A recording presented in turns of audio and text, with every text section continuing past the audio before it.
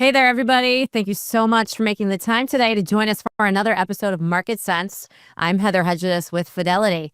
The year's young, but we are already seeing the markets reach new highs, and it's continuing that trend that we saw in 2025, right? With the markets ignoring the noise and letting earnings lead the charge. We still, though, are continuing to navigate risk and uncertainty. We have to mention that it's not without risk and uncertainty right now. And we do think that today's show, talking about portfolio diversification, is a particularly timely one. We're going to be delving today into ways to consider balancing any potential future risks with new opportunities that might go beyond what you might think of when you think of traditional diversification, like a 60-40 portfolio.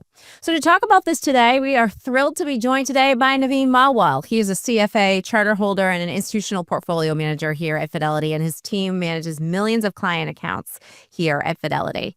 And we are thrilled to be joined by one of our original members of Market Sense. This is such a treat. Leanna Davini. She is a vice president and market leader here at Fidelity who oversees multiple investor centers across the Boston area now. Since you were first on this program when it first started in 2020, Leanna, your role has certainly expanded. And it's been a while. We haven't seen you, so we really miss you. Good to see you. I've missed you all, so thank you for having me back. I'm so excited to be here. Yeah, it's good to have you. You're an OG, as the kids would say. He certainly is an OG, and hopefully our legal team allows us to use terms like that, Naveen. It is Tuesday, January 13th, and as I said off the top of the show, we are just 2 weeks into the year, and the headlines just keep coming, it seems. So by the end of the month, we're expecting to find out who the Trump administration will nominate as Chair Jerome Powell's replacement at the Fed. We've also seen just in the past couple of days some increasing tensions between Powell, the Fed, and the Trump administration. And we're also awaiting that Supreme Court decision about tariffs, which could come as soon as tomorrow. So we are watching these things for you, so you don't have to worry about them. And we will let you know when there are market implications. So far, haven't seen many. But I thought I would check in with you, Naveen, here on what the potential market implications could be. What's the big picture here with all of these headlines? And can you put it into context for investors, please? Yeah, so a couple of big headlines out there, one over the weekend regarding the Fed and subpoenas being out there. So far, the market reaction has been relatively muted on this topic. The idea that maybe the Federal Reserve, members of the board, the head of the board are being investigated. The market hasn't responded strongly to that. And there's a couple of reasons for it. One, this does feel pretty early in the process, and there's a lot of questions and unknowns here.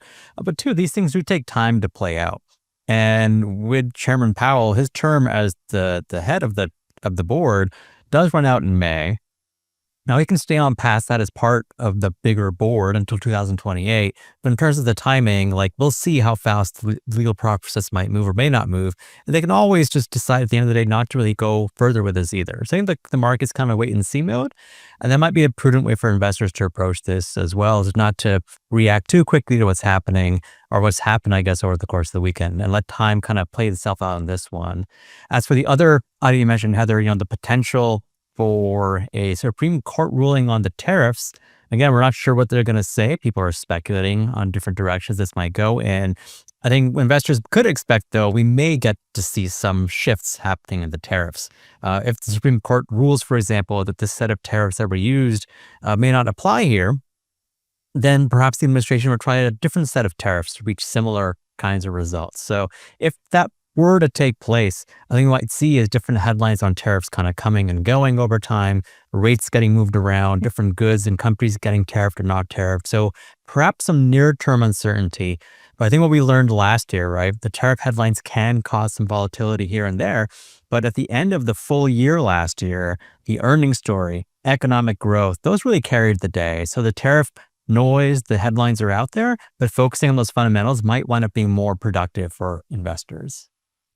Well, there always are going to be headlines. I mean, that's just the reality of it. Alarming headlines now and then, Naveen, right? And whether or not they have a market impact is another issue. But how can diversification help investors ride these kinds of events out? At a high level, diversification comes back to this idea of not having all of one's eggs in one basket. So this is thinking about not just holding a couple of stocks or a handful of stocks, or maybe even just one part of the overall global stock and bond market, but investing in a wider range of investments. So we're sharing an example here on the screen right now. And for those of you who are not watching this, what we're showing you here is an example of a 60%, 40% 60% stock portfolio and 40% bond portfolio. So if those 60% stocks is made up of 42% US, 18% international, and in this example, the bond portion is 35% investment grade bonds and 5% short-term investments. That's an example of what a diversified portfolio may look like. And how this can help investors potentially is historically, if you go back, a mix of investments typically has experienced less volatility than investing solely in stocks. As one example, last year in April, we had a sell-off following the tariff announcements where the stock market did experience quite a bit of volatility.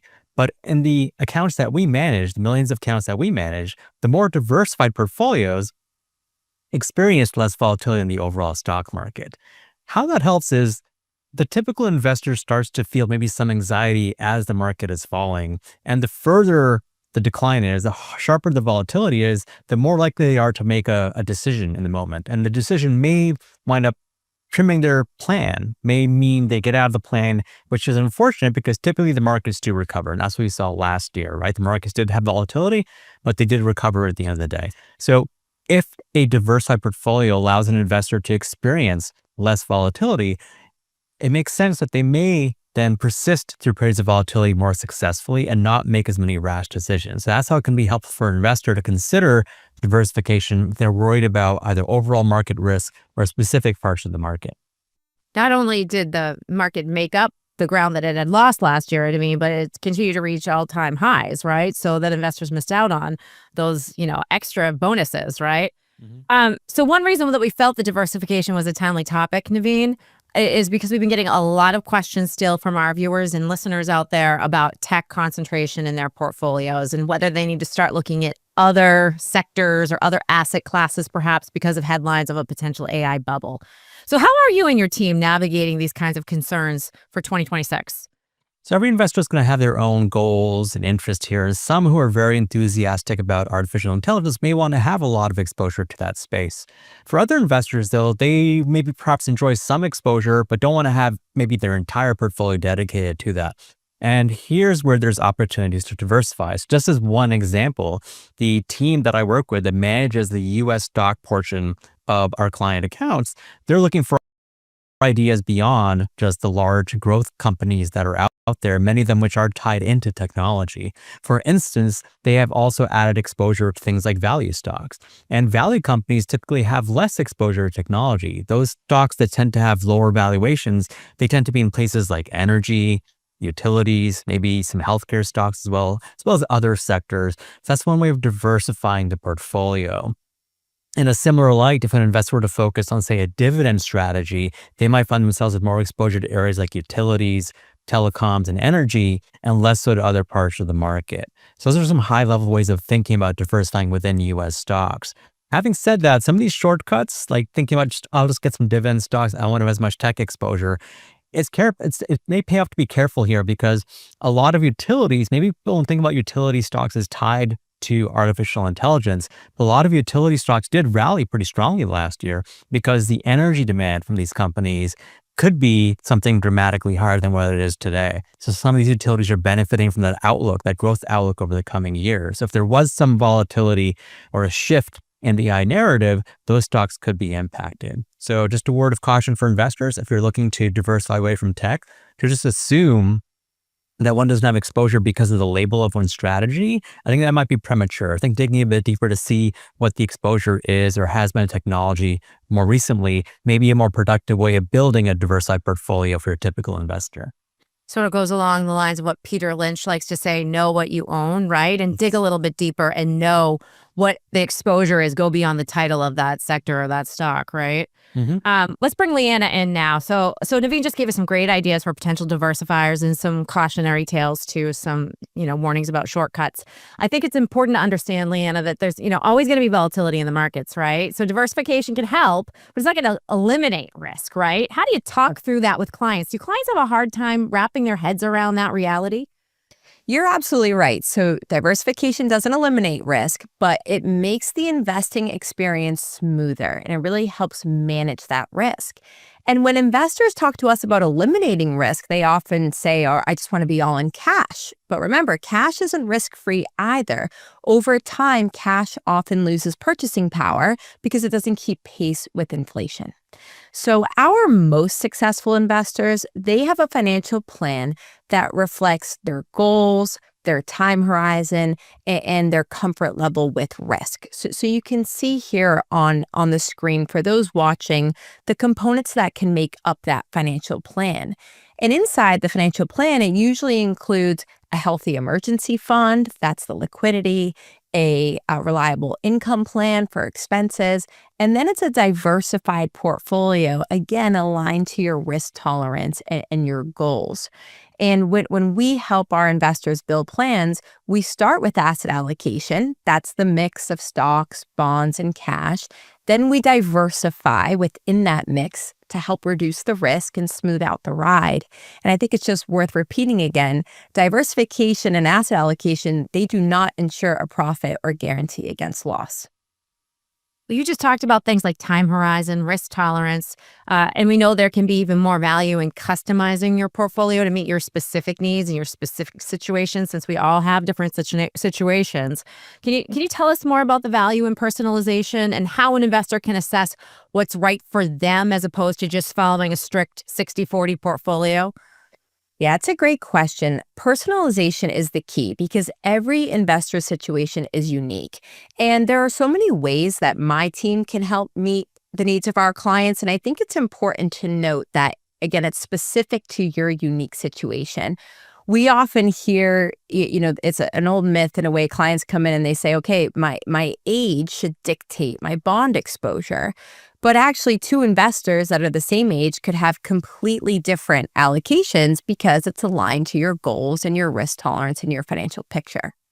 So at a high level, how we personalize, really we assess what's right for you based on your goals and time horizon, and then evaluating your risk tolerance. And we use conversations and tools to help understand your comfort with volatility.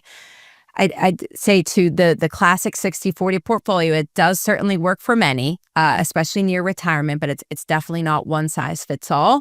And personalization and, again, that diversification really helps our investors stay disciplined and confident, especially when the markets are moving and when we see that volatility. Yeah, I had heard that, old adage too, that your age and your bond allocation should be the same, but we all have different life situations, so that makes perfect sense. Let's delve a little bit deeper here now and talk about specific diversification strategies, if we could. So Naveen, you had talked earlier about some of the potential risks, things like AI concentration, geopolitics, also inflation, the rise of fiscal debt. How are you and your team positioning portfolios against those potential risks this year? Yeah, diversification strategies is definitely a tongue twister. So good job on Yeah. getting through it. So there's a lot of risk, as you said, Heather, and it's hard to capture all of them. There's always new ones coming, old ones going away. So the diversified portfolio, it can be made up of a lot of components. I touched on one earlier, specifically within U.S. stocks, how to diversify away from perhaps that specific risk within U.S. stocks. But thinking more broadly, right? Thinking about what Leanna just covered around the goals, risk tolerance, time horizon, what clients usually wind up with is a mix of stocks and bonds and other investments. So our team typically manages a mix of those different asset classes or investment types for the client. And what we're looking at right now is trying to stay diversified across different types of investments, then even within different types of investments. I mentioned earlier within U.S. stocks, the idea of having some value exposure along with the growth stocks. In that same light, investing in smaller or mid-sized companies in the U.S. can also keep you in the U.S. stock market, but have less exposure to technology. Those smaller parts of the market have more exposure to other areas like financials, for example. Stepping outside of U.S. stocks, investing in international stocks, wound up being a very successful strategy last year. And over time, that has been a pretty nice way for investors to get diversified mix of that stock market return, not just from the US, but globally, thinking about the big brands and businesses out there that can add to the bottom line for investors. Those tend to be the two biggest drivers of growth over the long run, US and international stocks for many investors over a very long-term time frame. Outside of those international and US stocks, if you look at the diversifiers, it can be things like bonds, as Leanne mentioned earlier, right? So the bond part of the portfolio, it doesn't grow as quickly as the stock portion, but when the stock market does wobble, you'll typically see the bond market retain that value or even go up in value in the stocks are having hard times. That's a nice balance to have in the portfolio. And then beyond stocks and bonds, there's always other ideas to think about too. So thinking about inflation risk, maybe exposure to inflation protected bonds, often called TIPS, might be helpful, or investing in commodities or real estate stocks, or even some alternative strategies. There's just different things to consider for investors as they build out a well-rounded portfolio. And many of these ideas are the types of things we'll typically use as we manage client accounts over time. People often hear about bonds as a diversifier, and you were just talking about bonds. Can you talk a little bit more about the current role that they're playing in portfolios these days? Because it has evolved in the past couple of years. It has, and bond markets typically over the long run have provided a nice balance for the stock market, but there are stretches of time where the bond market maybe doesn't give you as much protection as you would have hoped for. Maybe bonds and stocks move in the same direction sometimes, and that can be stressful for investors. That can typically happen when the yields are lower. When yields are lower, when the interest rates are lower, those bonds may not be able to give you as much of a support when the market does get rocky, especially if inflation is accelerating or rates are rising. As we saw just a few years ago, back in 2022, the bond market experienced a lot of volatility. Having said that, generally speaking, bonds can provide a lot of support. Just as one example, back in 2008, U.S. stock market fell by over 30% that year, but bonds are up 5% that year. That's how powerful they can be, even if the stock market is having a very difficult time or going through a crisis like it did back then. So the idea of investing in bonds is twofold. One, you do get a nice income coming out of the bond, right? So the yield on the bond will give you a nice income in your portfolio, but perhaps more importantly, for many investors, if not just as importantly, is this idea that if there's going to be volatility in the market, this type of investment is going to experience typically much less volatility in the broader stock market, and that can help investors, as I touched on earlier, stay invested for longer. All right. I think it's also such an important note, Heather, if I may, just on both international exposure as well as bonds. Just over the past 10 years, we've seen a little bit of a loss of appetite for both of those diversifiers. And what can happen is we then want to diversify after the fact. So when we really help partner with our clients, we talk about the power of diversification proactively and to be there through a long period of time, again, as that stabilizer. But many have just said, oh, I just want to be in, large cap U.S. equities. And we can see just over the course of the past few years why it is so important to diversify across those other categories. And to be proactive, because I'm sure we've had this conversation before, Leanna, but for the past decade, international stocks were lagging. But then last year, international stocks actually beat U.S. stocks. So people missed out on that if they were, waiting for all the signals, right? And so that's where the value comes from having a team like what you guys can provide. Let's also talk about alts. I'd love to get both of your thoughts on this as well as potential diversifiers. Can you maybe talk about in simple terms how an alt strategy might play into a portfolio? Yeah, I'll do this pretty briefly. That can be kind of a complicated topic, but it's an important one for investors to think about. We've always talked, I think, for a long time as an industry about stocks and bonds as your typical building blocks to have in a portfolio. But alternatives, these can be strategies that invest in areas like commodities. And the strategy might actually benefit from commodities rising or falling. That's called a trend following strategy. Other managers in this space might invest in rising or falling interest rates, or even in investments in real estate, for example. And there's also this idea of investing in private stocks and private bonds or private assets are starting to enter the conversation. And then digital assets, thinking about cryptocurrencies as an example, as perhaps a newer entry in this space. So what all these things have in common is they don't necessarily go up and down at the same time as the stock market or the bond market. So if you get times where either the stock or bond market are not giving you a lot in terms of returns or even experiencing volatility, having some exposure to these strategies may be helpful during those moments and provide either support or additional returns when those typical asset classes maybe are going under some stress.